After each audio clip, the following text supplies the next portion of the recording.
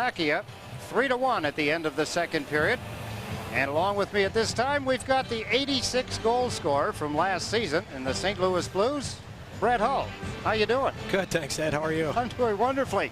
Listen, you've had some scoring opportunities in the second period and some shots on goal. A few bounced over your stick. Maybe you'd give us an impression of the first two periods so far. Well, I think it's one of those pivotal games for both teams in the tournament. You know, we're 1-1, and so are they, and it's tough to come back when you're 1-2. So we wanted to come out and get us a good start. And the Europeans are very tough to play against when they've got the lead. So we wanted to come out and get the lead, and fortunately we did get that. Brett, tell me a little bit about this team Czechoslovakia. Have they changed their style from the first to the second period, or overall, do you think that they've changed their style over the years? Well, I think so, and not only them. I think it's a lot of the teams, the Russians, the Swedes, and the Finns as well. There's so many of the players that they have on their national teams that have played in the NHL now that I think their coaches and their coaching staffs have almost developed a semi-NHL style, whereas they're not afraid to dump it and go and chase it, and they're not afraid to they're always been great interferers, but to hold up the wingers on the forecheck and release like we do in the NHL.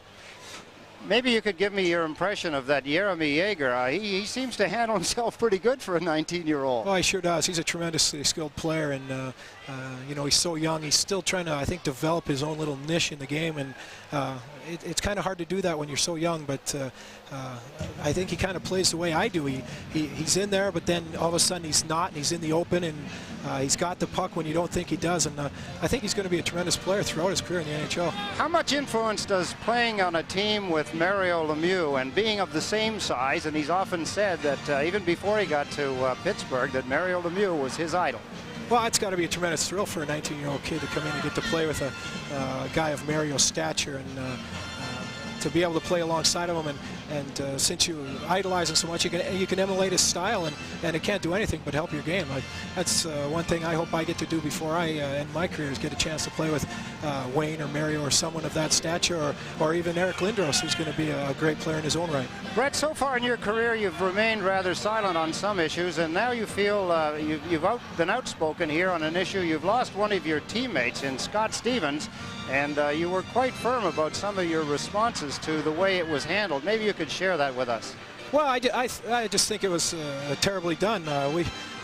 You can't take anything away from Brendan Shanahan. He's a tremendous player, but a year ago we gave up 5 first-round picks, and we gave a heck of a lot of money to Scott Stevens. We got him in there, and he's our team captain, and he means the world of our team. I think he means more to our team than Adam Oates or myself, and we've lost a tremendous player, and I just think it's a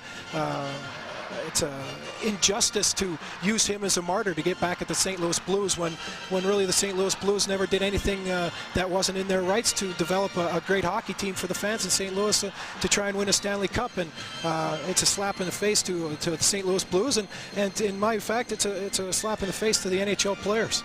You said, you were quoted as saying that if the players strike, that this could possibly be the thing that tipped the scales. Well, there's no question that, you know, I'm not exactly sure how the negotiations are going, but Bobby Goodnow's got to look at this and say there's something seriously wrong with the league when something like this can happen, and it's just a terrible injustice. And I said it before, I'm embarrassed for the league, and you know, the league has come in such a long way, and deterring violence and showcasing their great players like Gretzky and Lemieux, and young kids like Jágr and Modano and Roenick, and then they come along and do something like this, and it ruins the game. How much input does Brett Hull get as far as the Players Association is concerned? Well, I'm not really actively involved. All I can tell them is that I support whatever their decision is. I'm a part of them. I'm just one small cog, and all of our strength is when we stand together, and I'm behind them, whatever they decide. I know we've got the best man on the job, and that's Bobby Goodnow. Let's get back to this hockey game now, Brett. What about the third period? What does Team USA have to do in the third period? Well, we've got to play smart. We got to keep a third man high. We can't let them get any easy goals and get back in it. We got to get it in, forecheck with 2 men strong, and just be patient. Don't let them get back in it with any bad mistakes. Do you feel that enough of the players are getting enough of the action in games such as this? Well, I don't think so. I think all the guys should have a chance to play a lot. But we're going 4 lines, and it's unfortunate that some guys have to get cut and some guys are here that don't get to play, and it's unfortunate, but I'd like to see everyone get a chance to play. Brett, we appreciate your being as candid as you have been. I know it's hard to do that sometimes, but it takes leadership for teams to succeed and leagues to succeed. Continued success. Thank you very much. Thank you very much, Ed. Brett Hull has been our guest here between the second and third periods at the Joe Louis Arena. You're watching Labatt's Canada Cup 91. They were having a lot of problems here at the beginning of the second period. See Team USA getting in behind the defense. That's Eddie Olchuk as he moves the puck. Beautiful play by Olchuk. You can see Joel Otto standing there unprotected, popping it in at 125. Mike Madonna also helped in getting Joel Otto his first goal of the Canada Cup. We don't come much easier than this for Team USA. Another look at it. Eddie Olchuk, nice reach to recontrol the puck after it slipped away. See where Otto went.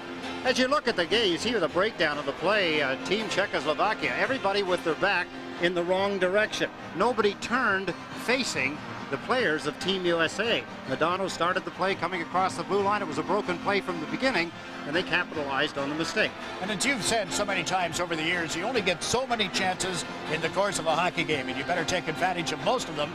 Well, one that didn't go in thanks to a goal post and a resounding boom. Of course, we talked about the fact that Team USA had been outshot in the period. Look at this booming shot of beauty off the goalpost.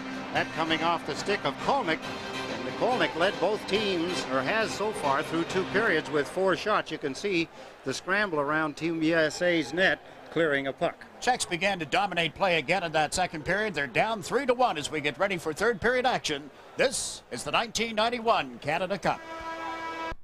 On 9 minutes of play here in the second period. Remember, Canada has scored twice tonight while shorthanded. Sundin has to leave it inside the line, and it's cleared by Sutter. Graham, great checker, is on the ice, leading the forechecking for Canada. Now Rundqvist brings it away to the blue line with Sundin, and Lidstrom plays it in behind. Around on the far side is Naslund in pursuit. Back on the right point, roll it in front, and McInnes picks it up and blasts it down the ice. Both changing on the fly now. McInnes getting it ahead to Larmer, and it's over 2 lines just inside the Swedish blue line.